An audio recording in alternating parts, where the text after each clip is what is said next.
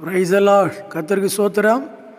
இங்கே பாருங்கள், ஒரு அழகான வடக்காத்தூர் கிறிஸ்து ஆலயத்தினுடைய ஆல்ட்ரு, அதனுடைய லைட்டிங்ஸு, அதனுடைய உள்ள அமைப்புகள் எல்லாம் பார்த்திங்கன்னா எவ்வளோ மகிமையாக இருக்குதுன்னு பாருங்களேன். இதை நம்ம பார்க்கும்போது நம்மளுடைய ஆண்டவர் எவ்வளோ மகிமையான ஆண்டவர் சொல்கிறார் இல்லையா, அநாதி கதவுகளே உங்கள் தலைகளை உயர்த்துங்கள், மகிமையின் ராஜா உட்பிரவேசிப்பார். யார் இந்த மகிமையின் ராஜா? அவர் சேனைகளின் கர்த்தராமே. இப்போ இந்த ஆலயத்தினுடைய அழகு, அந்தஸ்து, மகிமை அப்படி இதெல்லாம் பார்க்கும் பொழுது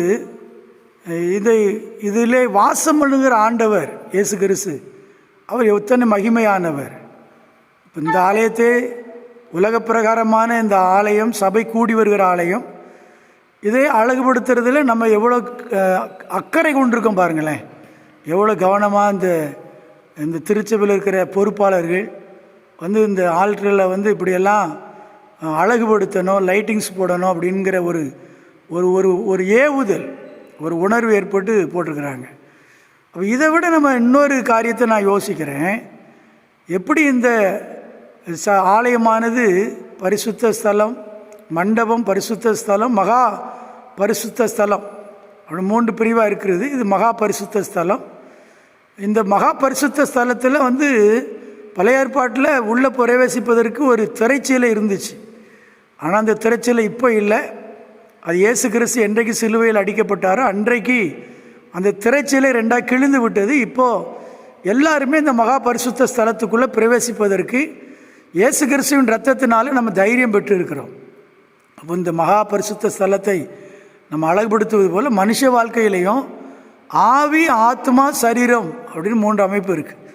இதில் நம்முடைய சரீரம் தேவனுடைய ஆலயம்னு சொல்லப்பட்டிருக்கு.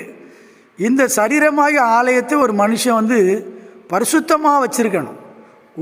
ஒழுக்க கேடுக்கு இடம் கொடுக்கக்கூடாது, சீர்கெட்ட காரியத்துக்கு இடம் கொடுக்கக்கூடாது. அந்த சரீரத்தை தேவன் தங்குகிற வாசஸ்தலமாக இருக்கிறதுனால அவங்க நம்முடைய சரீரமாகிய ஆலயத்தை தீட்டுப்படுத்திட்டு விடாமல் நம்ம ரொம்ப பக்குவமாக வச்சுருக்கணும். இந்த ஆல்ட்ரு எப்படி இருக்குது பாருங்களா, இதை மாதிரி நம்முடைய ஆத்மாவும், நம்முடைய ஆவி, ஆத்மா, சரீரம் 3ம் அலங்கரிக்கப்படணும். தேவனுடைய வசனத்தினால் அலங்கரிக்கப்படணும். பாவ மன்னிப்பின் நிச்சயத்தை பெற்று இருக்கணும். பரிசுத்த ஆவியை பெற்று இருக்கணும்.